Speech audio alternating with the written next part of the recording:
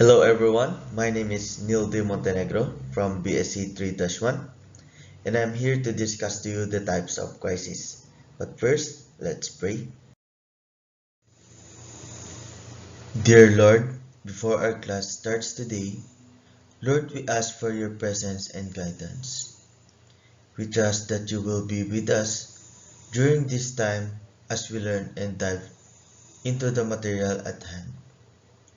Help us to see the value in what is being taught and focus on expanding our knowledge.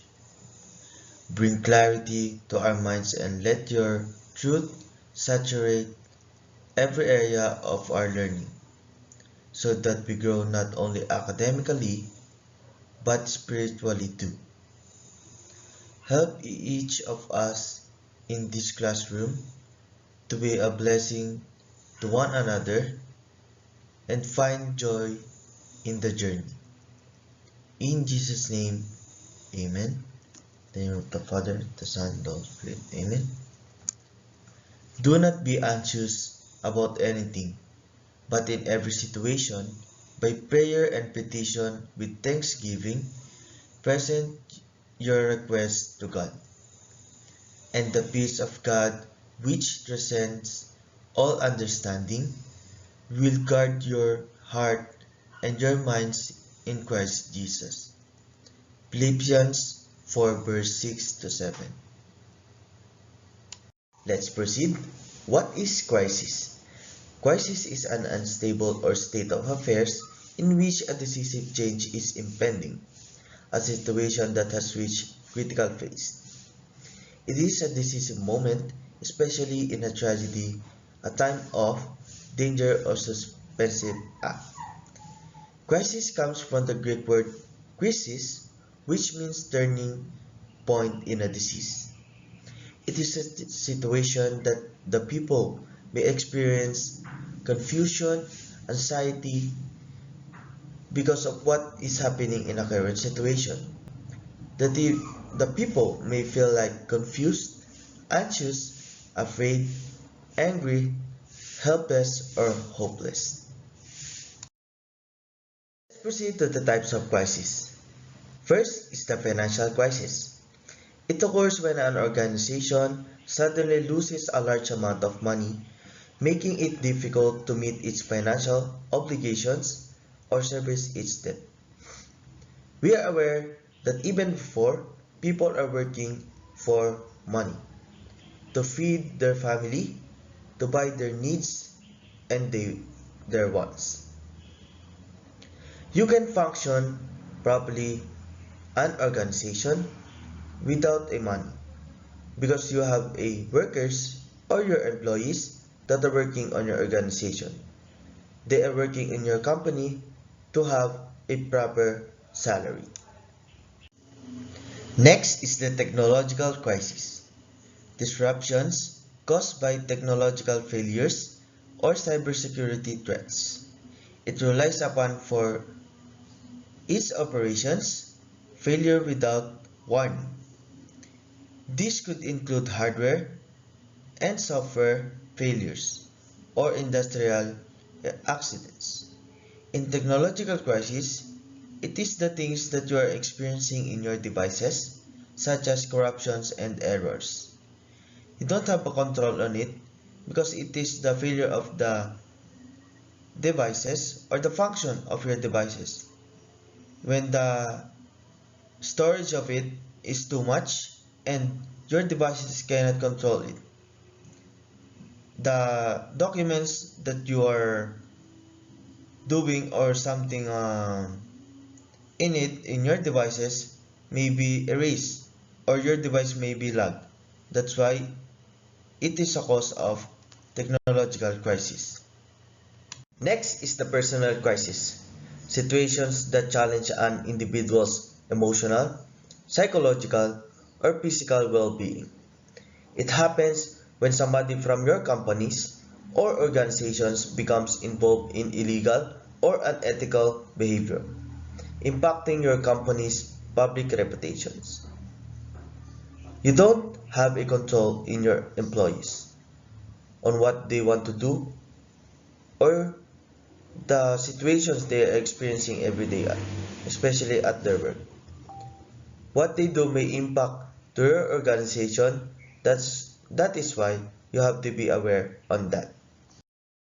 Next is the organizational crisis, a sudden and unplanned event that results in an instability of an organization and can be caused by internal or external factors. In organizational crisis, there are three basic types. First type of organizational crisis is the crisis of deception. It occurs when an employee from a company misrepresents information about the organization, which damages its reputation and misleads others. The employee do this because they hate the company and to make embarrass to the other company. Next is the crisis of management misconduct. It occurs because management involves itself in unethical actions such as selling fake products, selling customers confidential information, or engaging in illegal activities. In crisis of management misconduct, they are using their powers, their popularity to sell a fake products and to make the people believe that their products are real. Next is the crisis of skewed management values. This happens when management makes a decision that helps the organization profit in the short term without considering for long-term consequences, which puts investors' money at risk.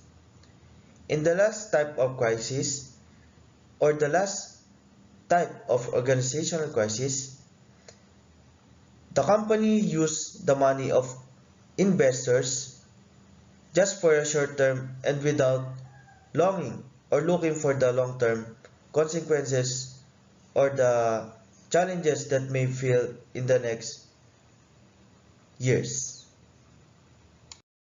Next type of crisis is natural or environmental crisis. Events that threaten the natural environment and human health. The example of it is the disasters like earthquakes, tornadoes, tsunamis, hurricanes, etc. that disrupts the company's business. Next is the confrontational crisis. It occurs when an individual or group of people have specific demands and takes action to make management meet their needs. In the confrontational crisis, the employee talks to each other to make a demand on their organization because they may feel the shorten of their salary based on their working hours. Next is the crisis of malice. It occurs because of unhealthy rivalry or competition. For example, a rival company can launch a smear campaign against a top executive or even a line of product to discredit a more successful competitor, so they can lose public trust and market share. The other company do this to bring down the famous company and also to make or to break the people's trust in them. Last type of crisis is the human-made disaster or crisis. A type of crisis caused by the action of people, an element of human intent, negligence, or error involving a failure of a man-made system. For example of it is a cyber attack. It can disrupt the operation of a business and make it difficult to restart them. Also, the other example of it is the hackers. They use their knowledge to hack the other company, especially the big companies, to get what they need. These are the reference. Our quote or saying, being challenged in life is inevitable, being defeated is optional. Thank you everyone for watching. I hope you enjoy my video. Once again, I am Neil de Montenegro from BSc 3-1.